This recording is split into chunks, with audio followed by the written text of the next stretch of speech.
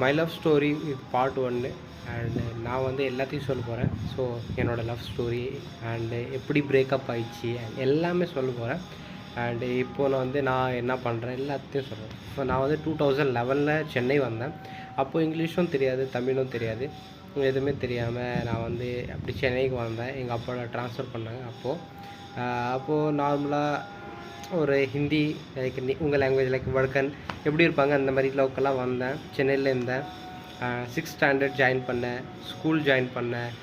அப்போது நான் வந்து ஃபஸ்ட் ரோவில் உட்காருவேன், அந்த பொண்ணு வந்து லாஸ்ட் ரோவில் உட்காரும். செம்ம அழகான பொண்ணு. ரெண்டு இப்படி இங்கே ரிப்பனில் கட்டுவாங்கள்ல, சரி 2 ரிப்பனில் கட்டிட்டு செம்ம அழகான ஒரு பொண்ணு நடுவில் 2 பேருக்கு நடுவில் உட்காந்துருக்கு. அப்போது தான் அந்த பொண்ணு பார்த்தேன். பேர் வந்து சொல்ல மாட்டேன்.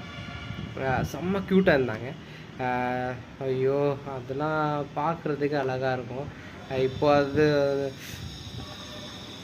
அதை ஃபீலிங்கு ஆனால் ஃபஸ்ட்டில் வந்து யாரும் மறக்க முடியாது.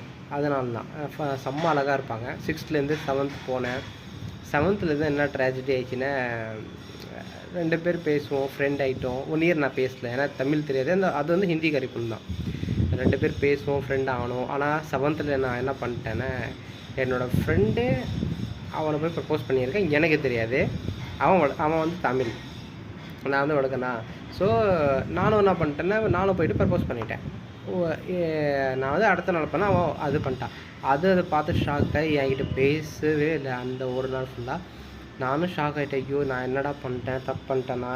ஏன்னா அந்த ஏஜில் வந்து நமக்கு ஒன்றுமே தெரியாது. 7th ஸ்டாண்டர்டு அன்மெச்சூர்டாக இருப்போம். இதுக்கப்புறம் நான் உங்களுக்கு தெரியணுன்னா பார்ட் 2க்காக கமெண்ட் பண்ணுங்கள். சேனலை சப்ஸ்கிரைப் பண்ணிக்கோங்க. ஐ ஹோப் இந்த ஷார்ட் கதை உங்களுக்கு பிடிச்சிருக்கும். நான் ஷார்ட்டாக போடுறேன். பாய் ஃப்ரெண்ட்.